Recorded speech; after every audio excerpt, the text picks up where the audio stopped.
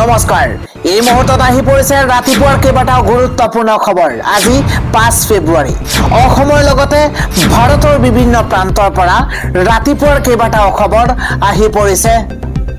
এই মুহূৰ্তত জনাই আছো ৰাতিপুৱাৰ গুৰুত্বপূৰ্ণ খবৰ। মুখ্যমন্ত্ৰী হিমন্ত বিশ্ব শৰ্মাই মন্তব্য কৰিছে। মুখ্যমন্ত্ৰী হিমন্ত বিশ্ব শৰ্মাই কয় যে মিয়া বুলি মুছলমানক অত্যাচাৰ নকৰিব। কেৱল সিমানেই নহয়, মুছলমান বুলি মিয়াক ৰক্ষণাবেক্ষণ নিদিব।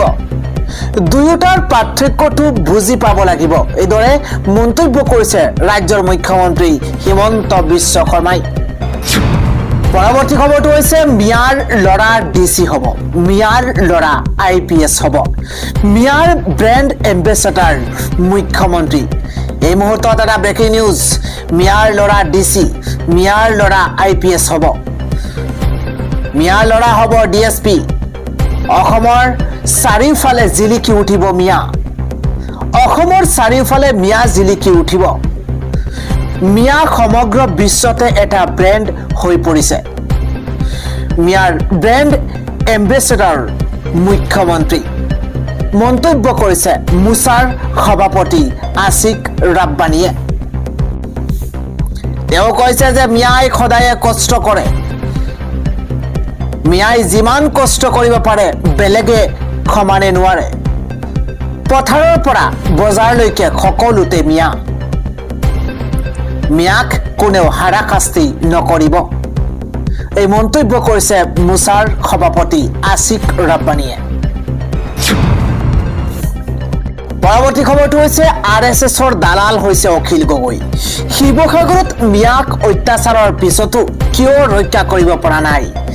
এই মুহূৰ্তত এটা political breaking news, Akhil Gogoi হৈছে RSSৰ দালাল। নিজৰ সমষ্টিতে কিয় মিয়াক সুৰক্ষিত দিব পৰা নাই অখিল গগৈয়ে? কিয় নিজ সমষ্টিতে এষাৰো মিয়াৰ হৈ মাত মতা নাই অখিল গগৈয়ে?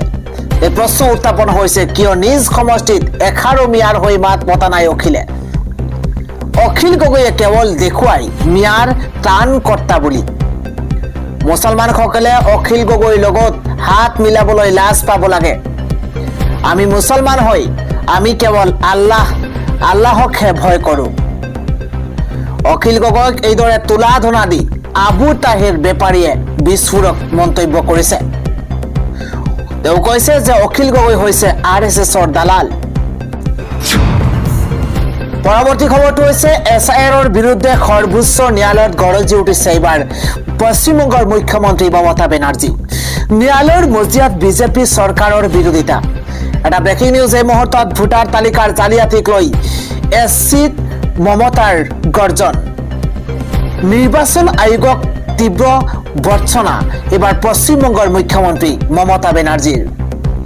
নিৰ্বাচন আয়োগক হোৱাটছএপ কমিশ্যন আখ্যা দিছে মমতা বেনাৰ্জীয়ে। SIRৰ নামত হোৱা চূড়ান্ত বিসংগতিৰ বিৰুদ্ধে সবল যুক্তি।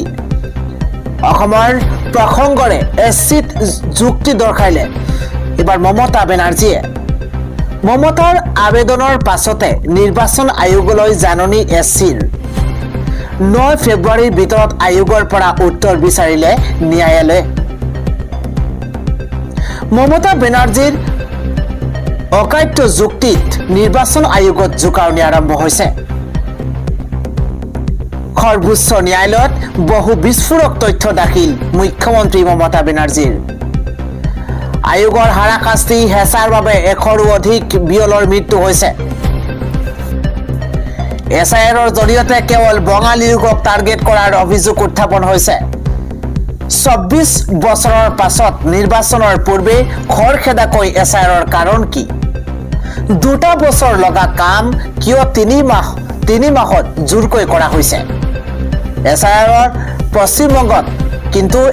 পশ্চিমবংগত কিন্তু অসমত কিয় নহয় বুলি প্ৰশ্ন উত্থাপন কৰিছে মুখ্যমন্ত্ৰী মমতা বেনাৰ্জীয়ে। বিজেপি শাসিত ৰাজ্যৰ পৰা অহা পৰ্যবেক্ষকে নাম কৰ্তন কৰিছে। বিজেপি চৰকাৰৰ ন্যায়ালয়ৰ মজিয়াত বিৰোধিতা। এইবাৰ মুখ্যমন্ত্ৰী হিচাপে নহয়, সুপ্ৰিম কোৰ্টত অধিবক্তাৰ ৰূপত মমতা বেনাৰ্জী। ন্যায়ালয়ৰ শুনানিত অধিবক্তা হিচাপে দেশৰ প্ৰথমগৰাকী মুখ্যমন্ত্ৰী। প্ৰথম পৰ্যায়ত 58 লাখ লোকৰ নাম কৰ্তন মৃত ঘোষণা কৰাৰ অভিযোগ উত্থাপন হৈছে। এছআইআৰত আধাৰ বৈধ নথি হয় নে নহয় সেই ৰায় বৰ্তমানলৈ সংৰক্ষিত ৰখা হৈছে। বিসংগতি পৰীক্ষাৰ বাবে ৰাজ্যিক বিষয়াৰ দল নিয়োগৰ আহ্বান জনাইছে মমতা বেনাৰ্জী। আধাৰক প্ৰমাণ হিচাপে গ্ৰহণ কৰাৰ নিৰ্দেশক আদৰণি জনাইছিল বংগৰ ৰাইজে, কিন্তু ইয়াৰ অনুমতি নিদিলে নিৰ্বাচন আয়োগে। কিন্তু আন ৰাজ্যত কেইবাটাও নথি বৈধ বুলি গ্ৰহণ কৰা হৈছে। এছআইআৰ ব্যৱহাৰ কৰা হৈছে নাম কৰ্তন, নাম অন্তৰ্ভুক্তিৰ বাবে। ভোটাৰ তালিকাৰ জালিয়াতিক লৈ আছিল এইবাৰ মমতা বেনাৰ্জীৰ গৰ্জন। নিৰ্বাচন আয়োগক তীব্ৰ ভৰ্ৎসনা পশ্চিমবংগৰ মুখ্যমন্ত্ৰী মমতা বেনাৰ্জীৰ। আন এটা খবৰ হৈছে হিট এণ্ড ৰান নচলিব। মিছা মানহানিমূলক মন্তব্য কৰাৰ বাবে গৌৰৱ গগৈ এণ্ড টিমৰ বিৰুদ্ধে গোচৰ তৰিব মুখ্যমন্ত্ৰীয়ে। পৰৱৰ্তী খবৰটো হৈছে মাত্ৰ 24 মাহতেই পবিত্ৰ কোৰাণ শ্বৰীফ খলখলীয়াকৈ কণ্ঠস্থ কৰিছে এগৰাকী 15 বছৰীয়া ছাত্ৰৰ। এটা ডাঙৰ খবৰ এই মুহূৰ্তত পবিত্ৰ কোৰাণ শ্বৰীফ খলখলীয়াকৈ কণ্ঠস্থ 15 গৰাকী ছাত্ৰৰ। এটা ব্ৰেকিং নিউজ, কোৰাণ মুখস্থ কৰি চমক সৃষ্টি কৰিছে মাদ্ৰাছাৰ ছাত্ৰই। এটা ভাল খবৰ এই মুহূৰ্তত মাত্ৰ 24 মাহতে সম্পূৰ্ণ কোৰাণ শ্বৰীফ মুখস্থ কৰিছে ছাত্ৰকেইজনে। এই 15 গৰাকী ছাত্ৰই লাভ কৰিছে হাফিজ উপাধি। হাফিজ হোৱা ছাত্ৰকেইজনক পিন্ধোৱা হৈছে পাগুৰি। কয়াকুছি অটাৰ দাৰুল উলুম হুচাইনিয়া হাফিজিয়া মাদ্ৰাছাৰ এই দৃশ্য। এটা গুৰুত্বপূৰ্ণ খবৰ, পবিত্ৰ কোৰাণ শ্বৰীফ খলখলীয়াকৈ কণ্ঠস্থ কৰিছে 15 গৰাকী ছাত্ৰই। কোৰাণ মুখস্থ কৰি চমক সৃষ্টি কৰিছে মাদ্ৰাছাৰ ছাত্ৰই। আন এটা খবৰ হৈছে মাজ আকাশতে বিমানত হঠাৎ ধোঁৱা। হাহাকাৰ অৱস্থাৰ সৃষ্টি হৈছে যাত্ৰীসকলৰ মাজত। এটা গুৰুত্বপূৰ্ণ খবৰ, মাজ আকাশতে হঠাৎ অথন্থৰ। মাজ আকাশতে চলি থকা বিমানত হাহাকাৰ লাগিছে। এইবাৰ বিমানৰ ইঞ্জিনত ধোঁৱা ওলোৱাৰ আশংকা। লগে লগে জৰুৰী অৱতৰণ কৰোৱা হৈছে বিমানখনত। গুৰুত্বপূৰ্ণ খবৰ, কলকাতা বিমানবন্দৰত ইমাৰ্জেঞ্চি লেণ্ডিং কৰিছে বিমানখনে। তুৰ্কী এয়াৰলাইন্সৰ THY 727 নম্বৰ বিমানখনত ভয়ংকৰ ঘটনা সংঘটিত হৈছে। কাঠমাণ্ডুৰ পৰা ইস্তানবুললৈ উৰা মাৰিছিল বিমানখনে আৰু তাৰ পাছতে কলকাতা এয়াৰ স্পেচত বিমানৰ ইঞ্জিনত জুই লগা দেখিছিল পাইলটে। 236 গৰাকী যাত্ৰীসহ ক্ৰু মেম্বাৰৰ মাজত হঠাৎ লাগিছে হাহাকাৰ। লগে লগেই কলকাতা বিমানবন্দৰত জৰুৰী অৱতৰণ কৰিছে বিমানখনে। পুনৰ চলন্ত বিমানত অঘটন সংঘটিত হৈছে। আন এটা খবৰ হৈছে বিজেপি হৈছে গুণ্ডা বাহিনীৰ দল, তেওঁলোকৰ দাদাগিৰি নচলিব, মন্তব্য কৰিছে গৌৰৱ গগৈয়ে। এটা ব্ৰেকিং নিউজ, বিজেপি হৈছে গুণ্ডা বাহিনীৰ দল, তেওঁলোকৰ দাদাগিৰি এতিয়া নচলিব। বহুত হল তেওঁলোকৰ অহংকাৰ। তেওঁ নিজকে হিন্দু নেতা দেখুৱাব বিচাৰিছে নেকি? বিচাৰে নেকি? পাকিস্তান লিংক সন্দৰ্ভত গৌৰৱ গগৈৰ বিস্ফোৰণ। মন্তব্য কৰিছে গৌৰৱ গগৈয়ে। মুখ্যমন্ত্ৰী হিমন্ত বিশ্ব শৰ্মাক প্ৰত্যাহ্বান জনাইছে গৌৰৱ গগৈয়ে। 10 ছেপ্টেম্বৰত কিয় ফাদিল নকৰিলে? 6 মাহ কিয় শুই আছিল হিমন্ত বিশ্ব শৰ্মা? নিৰ্বাচনলৈ 2 মাহ টকাৰ সময়তে এইবোৰ কথা কিয়? এই প্ৰশ্ন উত্থাপন কৰিছে গৌৰৱ গগৈয়ে। মুখ্যমন্ত্ৰী হিমন্ত বিশ্ব শৰ্মাক চেলেঞ্জ। এবাৰ তৰুণ গগৈৰ 15 বছৰীয়া শাসনকালত একো নাপালে, এতিয়া মোৰ বিৰুদ্ধে ফ্লপ শ্ব' আৰম্ভ কৰিছে মুখ্যমন্ত্ৰী হিমন্ত বিশ্ব শৰ্মাই। বিজেপি হৈছে গুণ্ডা বাহিনীৰ দল। পৰৱৰ্তী খবৰটো হৈছে শদিয়া জিলা কাৰাগাৰৰ পৰা পলায়ন কৰিছে 4 গৰাকীকৈ কয়দী। ৰাজ্যত নোহোৱা নোপোজা কাণ্ড এইবাৰ সংঘটিত হৈছে। এইখন অসমৰ লগতে সংঘটিত হৈছে নোহোৱা নোপোজা ঘটনা। কটকটীয়া নিৰাপত্তা বেষ্টনী ফালিও জেলৰ পৰা পলায়ন কৰিছে এই 4 গৰাকীকৈ কয়দীয়ে। একেলগে 4 কয়দীৰ পলায়ন খদিয়া কাৰাগাৰৰ পৰা বিছনা চাদৰ পৰ্দা জোৰা লগাই দেৱালৰ ওপৰেৰে পলাইছে এই 4 গৰাকী কয়দী নবীন বুঢ়াগোহাঁই অমলনজ্যোতি চেতিয়া শশীধৰ দেউৰী আৰু খুন্তু খুনৱাল 4 গৰাকী কয়দী পলায়ন নবীন বুঢ়াগোহাঁই অমলনজ্যোতি চেতিয়াকে ধৰি 4 গৰাকী কয়দী পলায়ন কৰিছে ৰাজ্যত এতিয়া নোহোৱা নোপোজা কাণ্ড সংঘটিত কৰিছে পৰৱৰ্তী খবৰটো হৈছে চৰকাৰৰ অন্যায় অত্যাচাৰৰ বিৰুদ্ধে প্ৰত্যাহ্বান হৈ থিয় হ'ম এবাৰ অধ্যাপিকাৰ চাকৰি এৰি বিস্ফোৰক পত্ৰ ডক্টৰ জ্ঞানশ্ৰী বৰাৰ এটা ডাঙৰ খবৰ এই মুহূৰ্তত অধ্যাপিকাৰ চাকৰি এৰি বিস্ফোৰক পত্ৰ জ্ঞানশ্ৰী বৰাৰ 26ৰ ৰণ লৈ সাজু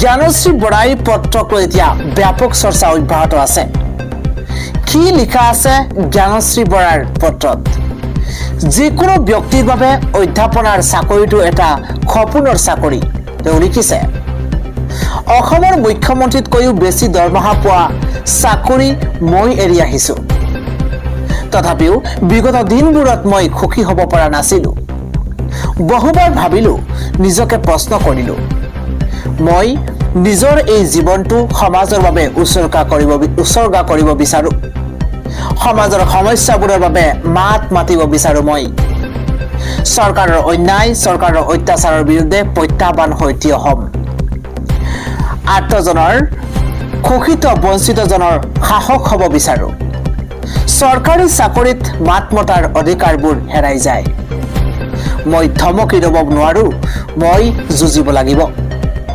অসমৰ ৰাজনৈতিক প্ৰেক্ষাপটত নেতৃত্ব থকা নাৰীৰ সংখ্যা অতি কম মোৰ যথেষ্ট কষ্ট হ'ব মই বুজি পাওঁ ৰাজনীতিত বহুত থকা নহ'লে টিকি থাকিব নোৱাৰি কেতিয়াবা হয়তো হতাশ হ'ম কান্দিম কিন্তু মই থমকি নৰওঁ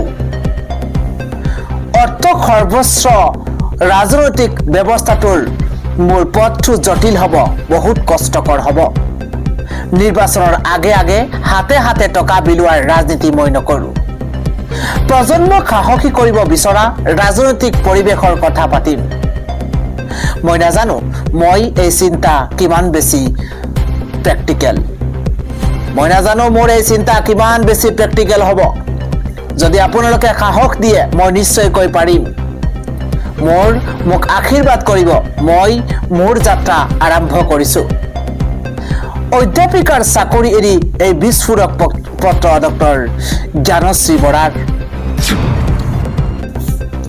পৰৱৰ্তী খবৰটো হৈছে ছাত্ৰীৰ একাউণ্টত সোমাব 50,000 টকা চৰকাৰে কৰিছে এই বৃহৎ ঘোষণা এই মুহূৰ্তৰ ডাঙৰ খবৰ স্নাতক উত্তীৰ্ণ ছাত্ৰীক চৰকাৰে দিব 50,000 কোটি টকা লাখ লাখ ছাত্ৰীক উদ্দেশ্যি চৰকাৰে কৰিছে বৃহৎ ঘোষণা এটা গুৰুত্বপূৰ্ণ খবৰ এই মুহূৰ্তত মুখ্যমন্ত্ৰী কন্যা উত্থান আঁচনিৰ অধীনত লাভ কৰিব এই ধন আঁচনিৰ ধন পাবলৈ ছাত্ৰীয়ে কৰিব লাগিব অনলাইন আবেদন 5 ছেপ্টেম্বৰৰ ভিতৰত আবেদন কৰিব লাগিব ছাত্ৰীসকলে যোগ্য বিবেচিত ছাত্ৰীৰ একাউণ্টত পোনপটীয়াকৈ সোমাব এই ধন বিহাৰ চৰকাৰে ৰাজ্যখনৰ ছাত্ৰীৰ বাবে আনিছে এই বিশেষ আঁচনি অৱশ্য আঁচনিৰ হিতাধিকাৰী হ'বলৈ লাগিব বিশেষ কিছু যোগ্যতা স্বীকৃতিপ্ৰাপ্ত মহাবিদ্যালয় বিশ্ববিদ্যালয়ৰ পৰা হ'ব লাগিব স্নাতক ডিগ্ৰী আবেদন কৰিবলৈ প্ৰয়োজন হ'ব আধাৰ সংযুক্ত বেংক একাউণ্ট আবেদনকাৰী বিহাৰৰ স্থায়ী বাসিন্দা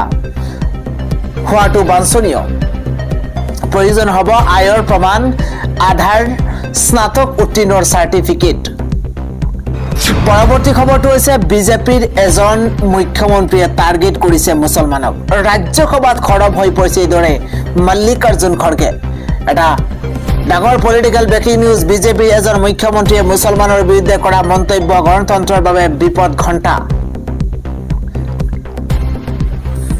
তেওঁৰ নাম মই এইখন মুখেৰে ল'ব খোজা নাই সদায় এইজন মুখ্যমন্ত্ৰীয়ে হিন্দু মুছলমানৰ মাজত কাজিয়া লগাব বিচাৰে ৰাজনৈতিক ৰণকৌশলৰ বাবে বাছি একপক্ষীয় টাৰ্গেট কৰা হৈছে এটা ব্ৰেকিং নিউজ এই মুহূৰ্তত ৰাজনৈতিক ৰণকৌশলৰ বাবে বাছি একপক্ষীয় টাৰ্গেট কৰা হৈছে সংখ্যালঘুৰ বিৰুদ্ধে কৰা ঘৃণামূলক ভাষণক আজি উৎসাহ দিয়া হৈছে মুছলমানৰ বিৰুদ্ধে ঘৃণা নিবিয়পালে তেওঁলোকৰ খাদ্য হজম নহয়। নাম নোলোৱাকৈ অসমৰ মুখ্যমন্ত্ৰীৰ বিৰুদ্ধে ৰাজ্যসভাত এইদৰে খৰাব হৈ পৰিছে মল্লিকাৰ্জুন খৰ্গে। পৰৱৰ্তী খবৰটো হৈছে বিপদত পৰিছে এতিয়া গৌৰৱ গগৈ, সন্মুখত নতুন আইনী বিপদ। এটা ব্ৰেকিং নিউজ এই মুহূৰ্তত বিপদত গৌৰৱ গগৈ। SITৰ প্ৰতিবেদনৰ পূৰ্বে আন এটা আইনী বিপদত গৌৰৱ গগৈ। গৌৰৱ গগৈসহ কংগ্ৰেছৰ তিনি নেতাৰ বিৰুদ্ধে মানহানিৰ গোচৰ ৰুজু কৰা হৈছে। এটা ব্ৰেকিং নিউজ গৌৰৱ গগৈ, দেৱব্ৰত শইকীয়া, ভূপেশ বাঘেল আৰু জিতেন্দ্ৰ সিঙৰ বিৰুদ্ধে মানহানিৰ গোচৰ তৰিব মুখ্যমন্ত্ৰী হিমন্ত বিশ্ব শৰ্মাই। এটা গুৰুত্বপূৰ্ণ পলিটিকেল ব্ৰেকিং নিউজ, সামাজিক মাধ্যম যোগে এই কথা সদৰি কৰিছে মুখ্যমন্ত্ৰী হিমন্ত বিশ্ব শৰ্মাই। সামাজিক মাধ্যম যোগে এই কথা ঘোষণা কৰিছে। আন এটা খবৰ হৈছে এইবাৰ এক জঘন্য কাণ্ড, ফাৰ্মাচীত যুৱতীৰ সৈতে কুকাণ্ড এইবাৰ সুকেন্দ্ৰ সিনহাৰ। ডাঙৰ খবৰ, দিন দুপৰতে ফাৰ্মাচীত যুৱতীৰ সৈতে এক জঘন্য কাণ্ড সংঘটিত কৰিছে। এটা ব্ৰেকিং নিউজ এই মুহূৰ্তত, চিকিৎসাৰ চলৰে যুৱতীক নিৰ্যাতন ফাৰ্মাচীত। চিকিৎসাৰ চলৰে যুৱতীক নিৰ্যাতন কৰিছে ফাৰ্মাচীৰ মালিক সুকেন্দ্ৰ সিনহাৰ। এই ভয়াৱহতা এইবাৰ মহানগৰীৰ অৰ্জুন মেডিকেলত এই জঘন্য কাণ্ড সংঘটিত হৈছে।